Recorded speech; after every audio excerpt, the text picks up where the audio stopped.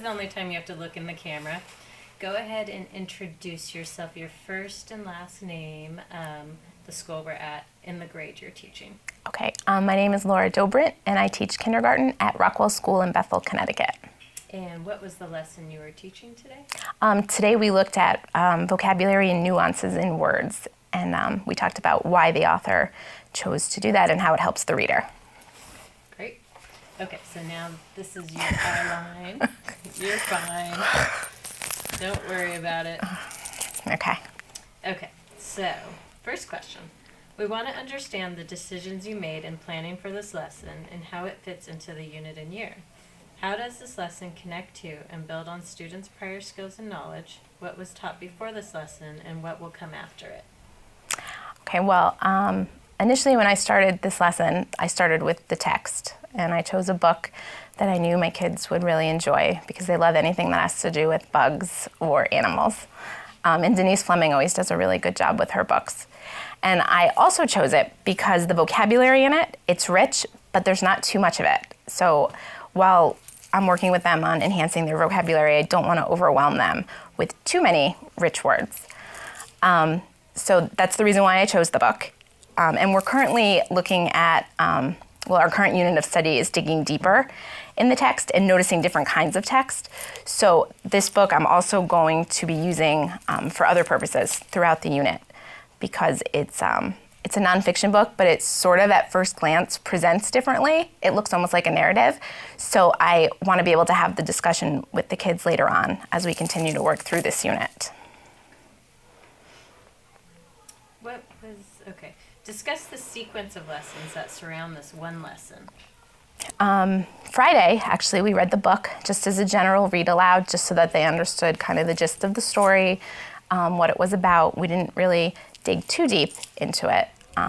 But my kids do know that, they know the term close read, and they understand that they have a job when we do read a book again. So the only prior teaching I did was just a general read aloud with them. Is the text used in this lesson part of a sequence of text designed to build skills and knowledge? If so, please give an example of other texts that form this sequence. Yeah, as I continue with this lesson and kind of extending it into not only reading, but once they start applying it to writing, I plan on using a lot of Denise Fleming's texts for the reason that I stated earlier. The vocabulary is rich, but there's not too much of it, and they're on topics that my kids really enjoy. So, yes. Wait, what was the question? Is the text used in this lesson part of a sequence of texts designed to build skills and knowledge? If so, please give an example of other texts that form this sequence. So, yes, I am going to be referring to Denise Fleming's books as I continue with teaching this, digging deeper during our reading lessons, but also writing. There's another book that we're going to do probably tomorrow called Beetle Bop, and I'm going to be seeing if the kids can notice the craft and how similar it is between the two books. And then I'm also going to use a book called Lunch by Denise Fleming, and I'm hoping that they'll pick up on her patterns and what she does as a writer, and ultimately I want them to be able to do that when they write. Not so much have the same craft as Denise Fleming, but start to develop their own and start to understand that they can do things with their words and with their writing to make it their own. Talk about the standards targeted in this lesson. What did you do to make the lesson reflect the full intent of that standard? The standards. Can I look? Mm-hmm. Yeah, go I don't for it. remember what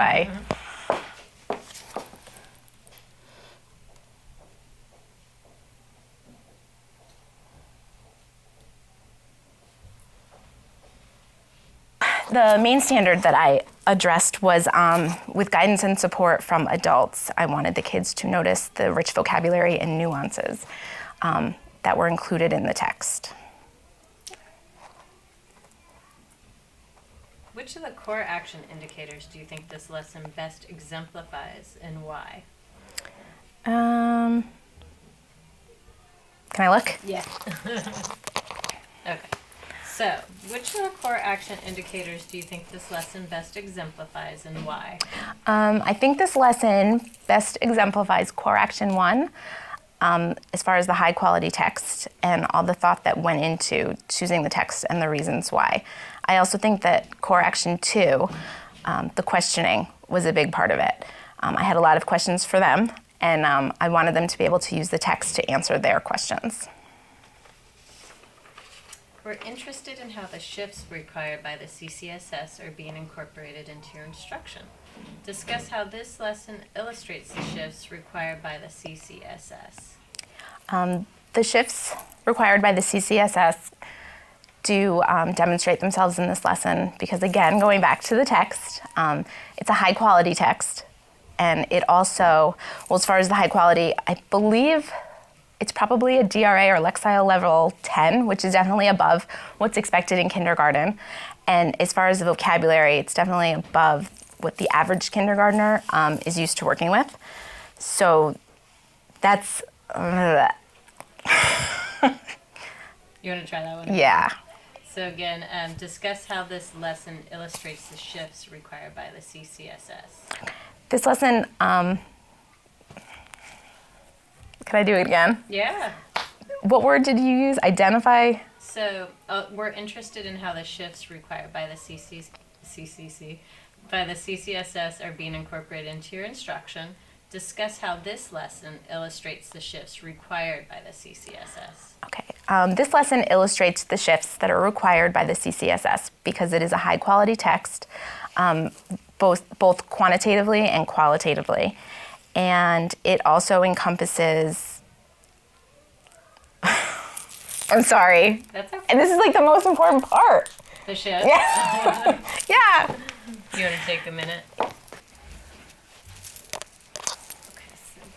Okay. Okay, so discuss how this lesson illustrates the shifts required by the CCSS. This lesson illustrates the shifts required by the CCSS because it is a high quality text, quantitatively and qualitatively, and the students are required to go back into the text to answer their questions, and all of their answers have to be based on the specific text that was used in this lesson. How did you teach the content of this lesson or this text prior to the CCSS? What is the same and what is different? Prior to the CCSS, I think that I would not have been as focused on the text as I was when planning for this lesson and this sequence of lessons. So I think that's a bit of a shift. I also think I tended to always end up using more of a narrative or a fiction book. So the CCSS has definitely made it clear that, nonfiction is really rich as far as vocabulary and content and giving kids all sorts of information on experiences they've had or not had yet. So I think that was, that's definitely playing into all of my lesson planning. Student engagement is crucial to the work of the CCSS. We want to understand how you ensured that all students had the opportunity to productively engage in the work of the lesson. How did you support all students in working with grade level text? For example, how do you provide scaffolding for students below grade level so they can read at grade level text? I wanted to make sure all my kids were engaged during this lesson. So I tried to incorporate movement. I wanted them to work with a partner. So as far as that, I was hoping to engage them all. For my kids who do tend to struggle, we worked in a small group just looking at some of the words in the book and just going over it an extra time to kind of front load them with the vocabulary because they do need more instruction than some of my other learners. So can I do that again? Yeah. You want me to read the question again? I'll go for it. How did you support all students in working with grade level text? For example, how did you provide scaffolding for students below grade level so they can read grade level text? So my kids who needed scaffolding for the text that was used in this lesson did meet with me prior to the lesson. That way I could front load them with the vocabulary that they were going to see in the book. Throughout the lesson, there were a few learners who I definitely gravitated towards, and I helped them as far as their thinking, and kind of my questions helped them to get to the answer ultimately.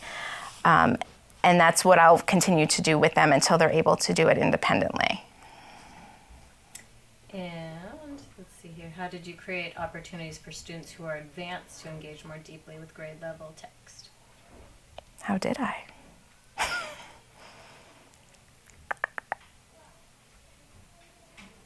What if I don't have an answer to that? We can skip it. Can we? Yeah. I feel really bad though. No, not everyone answers it. Okay. Yeah. I mean, like from this, I will do more with them, but they Right. all kind of started off at the same place. Right. Is that all Okay. right? Okay. How do you know that the students were able to successfully respond to the text-dependent questions and tasks with precision? Did students acquire the literary skills addressed in the lesson? I think that the students acquired the literary skills that were addressed just in the responses I got when I was doing whole class instruction, the responses I got when I was working with the children individually as they were in small groups, and the responses that they gave each other when they were working with their partner. What did you do for students who did not acquire the literary skills addressed in the lesson? For the students who didn't acquire the skill or who I knew would struggle with the skill, those were the ones that I focused my attention towards. And I definitely asked them more questions. I had to repeat a lot of the questions.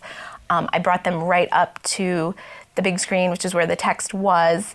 I let them physically touch the screen, move around, act it out, and hopefully that not only engaged them, but it will give them something else to kind of anchor their learning too. Initially, they may not remember that today we were focusing on vocabulary, but they'll remember that they got to hop like a rabbit. And from there, I can get them to understanding what the whole lesson was and what the big picture ultimately will be. Great instructors are, let's see here, where are we? Okay, which behaviors from Core Action 3 did the students best exemplify in this lesson? And what actions have you taken as a teacher to make that happen?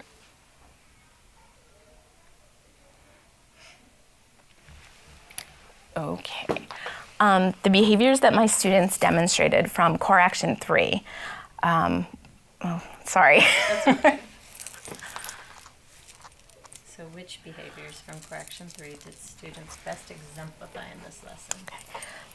The behaviors that my students displayed from Core Action 3 during this lesson was they persevered through some pretty tricky words, and we were able to work through it. They also engaged in rich conversations with each other that ultimately came back to the text. Great instructors are continuously learning. We want to understand what you celebrated in this lesson and what you would improve upon. Reflecting on the lesson, what worked particularly well and what might you do differently? Reflecting on this lesson that I just taught, I definitely do think there will be some celebrating.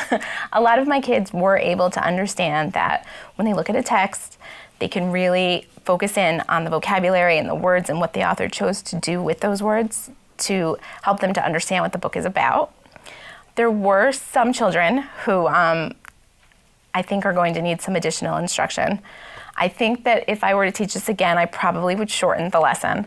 I may not look at as many pages all at once and just really hone in on maybe 2 pages as opposed to the 4 or 5 that I did. I think that would help to make it a little bit more clear, especially for those kids who struggle with focus and just, general attention overall. And were there any surprises or unexpected student behaviors or reactions? I think that the behaviors that my kids displayed today during this lesson were pretty typical of my class. I have some who can do exactly what they're told and even beyond on their own, and I have some that need a lot of redirection and a lot of scaffolding to get them to, the ultimate answer of what we're looking for or the goal of the lesson. You are done. I don't want this to be the worst one.